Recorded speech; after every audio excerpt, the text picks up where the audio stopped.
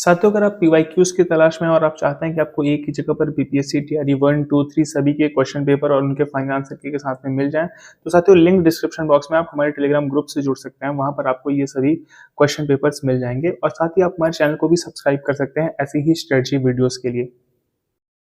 नमस्कार साथियों, मैं हूं नीलेश और स्वागत है आप सभी का Nilesh Shukla TGT YouTube platform पर।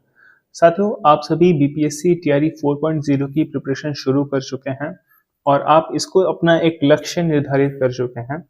साथियों, आज हम बात करेंगे कि आप अपने इस लक्ष्य को कैसे प्राप्त कर सकते हैं। चूंकि मेरा चयन बीपीएससी टीआरई 2.0 से टीजीटी और जूनियर दोनों ही पोस्ट पर हुआ था, तो साथियों मैं भी इस जर्नी से गुजर चुका हूं और मेरा क्या एक्सपीरियंस रहा है। और चूंकि देखो, आपको हमारे चैनल के माध्यम से जेन्युइन चीजें ही बताई जाती हैं। ऐसे ही मैं कुछ नहीं बोल देता कि आप ये फॉलो कर लीजिए, वो फॉलो कर लीजिए, आपका सिलेक्शन हो जाएगा। जो चीजें साथियों मैं फॉलो किया था और जो चीजें हमारे टॉपर्स फॉलो कर रहे हैं, इस बार के टीआरई 3 के भी तमाम टॉपर्स से मेरी बात हुई है, उन्होंने जो सोर्स पढ़ा है या कोई अगर कोचिंग ली है तो उस पर भी मैं आपको बताऊंगा कि कोचिंग आपके लिए कितनी इफेक्टिव हो सकती है। इन सभी पे साथियों हम लोग चर्चा करेंगे। अगर आप चैनल पे पहली बार आए हैं तो चैनल को सब्सक्राइब जरूर कर लीजिए। साथ ही साथियों आपको हमारे टेलीग्राम ग्रुप से भी जुड़ जाना चाहिए। वहां पर आपको बीपीएससी टीआरई के सभी क्वेश्चन पेपर मिल जाएंगे जो कि आपकी प्रिपरेशन के लिए बहुत ही यूजफुल हैं।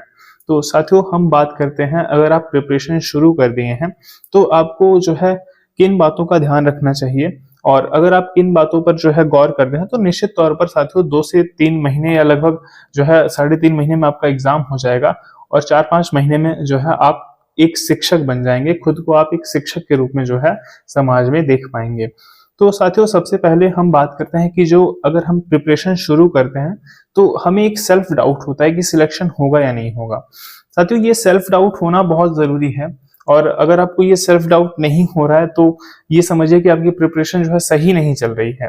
तो सेल्फ डाउट होना इसका ये संकेत है कि आपकी तैयारी बहुत अच्छे से चल रही है। और निश्चित तौर पर साथियों अगर आप 6 घंटे 7 घंटे और 8 घंटे तक पढ़ रहे हैं तो इतना साथियों पर्याप्त होगा। अगर मैं आपको टीआरई 2 के दौरान बताऊं कि मैं कितने देर पढ़ता था तो देखो उस टाइम पे लगभग 1 महीने का ही समय मिला था। 1 महीने 10 दिन का समय मिला होगा मुश्किल से। और उसके बावजूद साथियों 6 घंटे 7 घंटे से ज्यादा मैं नहीं पढ़ता था और टीजीटी में मेरी 134 रैंक थी और जूनियर में 487 रैंक थी। और सामाजिक विज्ञान विषय, चूंकि आप लोग जानते हैं कि सामाजिक विज्ञान विषय हो या मैथ्स हो, इन विषयों में संख्या बहुत ज्यादा रहती है ना कैंडिडेट्स की। तो इस प्रकार साथियों अगर आप प्रिपरेशन कर रहे हैं तो सेल्फ डाउट देखिए लाजमी है, आपको होगा ही होगा। लेकिन आप अपनी प्रिपरेशन को जारी रखिए और आप ये मान के चलिए कि आप सही दिशा में तैयारी कर रहे हैं। साथियों मैं आपको ये भी बताना चाहूंगा कि बहुत से हमारे साथी सोचते हैं कि अगर बड़ी बड़ी किताबें पढ़ेंगे, अच्छी अच्छी जो राइटर्स हैं मार्केट में उनकी किताबें पढ़ेंगे तो ही सिलेक्शन पॉसिबल होगा। साथियों ऐसा मुझे भी लगता था, जब तक मेरा सिलेक्शन नहीं हुआ था तो मुझे भी यही डाउट रहता था कि मैं अच्छी चीजें नहीं फॉलो कर रहा हूँ, मैं अच्छा कंटेंट नहीं पढ़ रहा हूँ और जो हमारे बाकी अभ्यर्थी हैं वो अच्छी अच्छी किताबें पढ़ रहे हैं। लेकिन मैं आपको साथियों ये वास्तविकता बता देना चाहता हूँ कि आपका ये भ्रम भी आपकी सिलेक्शन के बाद टूट जाएगा। और आप यकीन मानिए साथियों कि अगर आप बेसिक सी भी कोई किताब पढ़ रहे हैं और उसी को आप बहुत अच्छे से पढ़ रहे हैं और बार बार अगर आप पढ़ रहे हैं तो निश्चित तौर पर आप सफल हो जाएंगे। बाकी कौन सी किताब आपको पढ़नी है, किस लिए आपको, जैसे जीएस के लिए, पीआरटी के लिए क्या पढ़ना है, इन सभी पर तो देखो समय समय पर स्ट्रेटजी वीडियोस के माध्यम से मैं आपको बता ही चुका हूं और आप उन वीडियोस का भी लाभ उठा सकते हैं और आपको जरूर देखना चाहिए।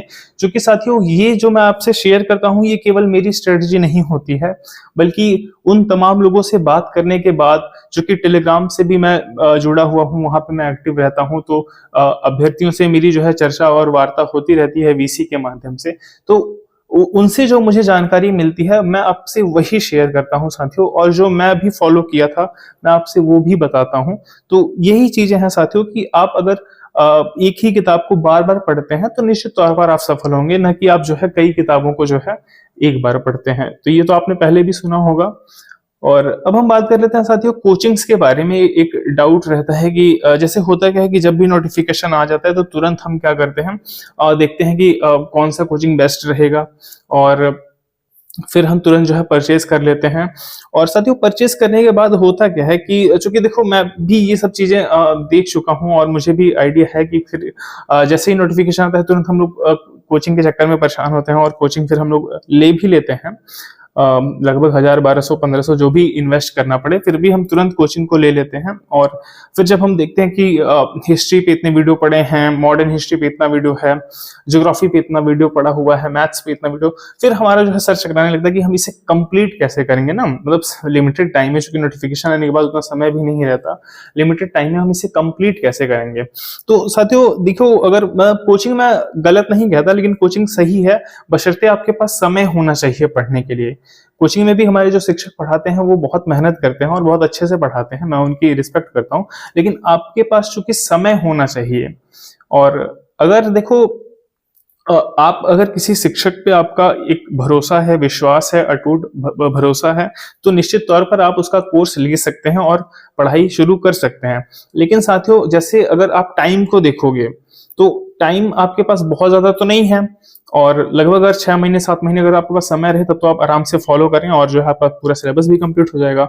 और जब हम कोचिंग ले लेते हैं तो एक ये टेंशन बन जाती है कि इसे हम पूरा देखेंगे कैसे, पूरा कवर कैसे करेंगे। तो ये साथियों कोचिंग को लेकर एक डाउट है जो मैं आपको बताना चाह रहा था।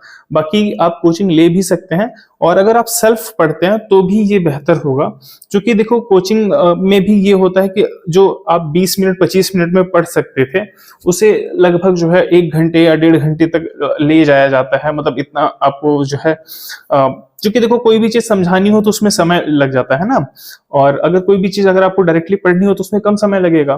तो यही चीजें हैं साथियों कि आप जो है कम समय में जो चीज पढ़ सकते थे उस पे पढ़ने में आपको ज्यादा समय लग जाता है, इसीलिए कई सारी वीडियोस बन जाती हैं और कई सारे जो है फिर चीजें वो फॉलो नहीं हो पाती हैं। तो ये कोचिंग के बारे में मेरे विचार हैं।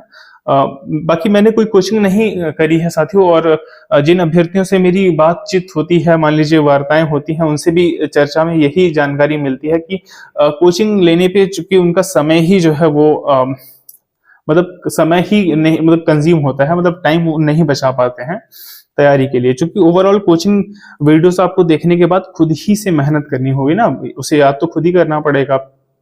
तो ये सभी चीजें हैं साथियों। और बाकी देखिए आप इस पे भी जो है थोड़ा ध्यान रखिएगा कि बीपीएससी टीआरई एग्जाम्स की अगर स्पेशली हम बात करते हैं तो यहाँ पर देखिए एनसीईआरटी एससीईआरटी बेस्ड क्वेश्चन आते हैं। एनसीईआरटी एससीईआरटी बेस्ड कहने का मतलब ये है साथियों कि अगर मान लो मैं आपको सजेस्ट कर रहा हूँ कि आप क्लास 10th की, जस्ट मैं सजेस्ट कर रहा हूँ कि क्लास 10th की अगर आप जो है आपको पॉलिटी की एनसीईआरटी पढ़नी है, सिविक्स की, तो आपको सिविक्स की एनसीईआरटी पढ़नी है, ना कि आप अगर उसके बदले में कोई बेहतर किताब पढ़ने का प्रयास करें, आप एम लक्ष्मीकांत पढ़ने का प्रयास करें। क्योंकि जो चीज आपको एनसीईआरटीज में मिल जाएंगी, ये केवल मैं एक उदाहरण दे रहा हूँ, ऐसा नहीं कि आप पढ़ने चले जाएंगे पॉलिटी एनसीईआरटी तुरंत। अगर जो चीज आपको एनसीईआरटीज में मिल जाती हैं वो चीज आपको बड़ी बड़ी किताबों में नहीं मिलती हैं।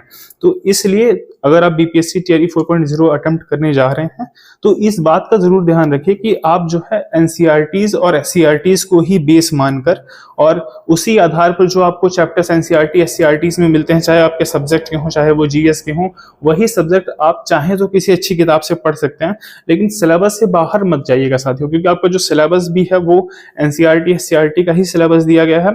बशर्ते उसमें ये लिखा रहता है कि डिफिकल्टी स्तर इसका जो है आपकी क्लास के अकॉर्डिंग, जैसे आप पीआरटी की प्रिपरेशन करें तो वो उसका इंटर होगा, अगर आप जो है टीजीटी की प्रिपरेशन करें तो उसका ग्रेजुएशन होगा, और पीजीटी की प्रिपरेशन कर रहे हैं तो उसका जो है 11-12 होगा। और जूनियर का भी ग्रेजुएशन स्तर होता है साथियों, क्योंकि जूनियर में ग्रेजुएशन चाहिए होता है। तो ये आप इस बात का भी ध्यान रखेंगे कि आपको एनसीईआरटी एससीईआरटी को आधार मानकर ही तैयारी करनी है। और साथियों अगर आप देखिए निश्चित तौर पर इन बातों का ध्यान रखते हैं और अभी से अगर आप जो है लगे हुए हैं, तैयारी कर रहे हैं, तो यकीन मानिए साथियों जब भी आपका रिजल्ट आएगा 4 महीने 5 महीने या 6 महीने में, आपका रिजल्ट की पीडीएफ में नाम होगा। और चूंकि देखो मैं बहुत से अभ्यर्थियों से बात करता हूं और जब वो बताते हैं कि उनका जो है टीआरई 2 में कम मार्क्स रहा या फिर कुछ मार्क्स से रह गया, या उनकी जो है ये कुछ कमियां रह गई जिसको वो वर्क करके उस पर काम करके और टीआरई 3 में सफल हुए हैं, तो साथियों बहुत ही अच्छा लगता है। क्योंकि देखो जो असफल हुआ है वही सफलता के बारे में ज्यादा बेहतर तरीके से समझता है और सफलता की कीमत क्या होती है वही जानता है। तो साथियों इस वीडियो में बस इतना ही, और अगर आपको ये वीडियो पसंद आया हो तो चैनल को जरूर सब्सक्राइब करिए। साथ ही आप हमारे टेलीग्राम ग्रुप से भी जरूर जुड़िए साथियों, वो आपके लिए काफी यूजफुल होगा। Thank you for watching this video.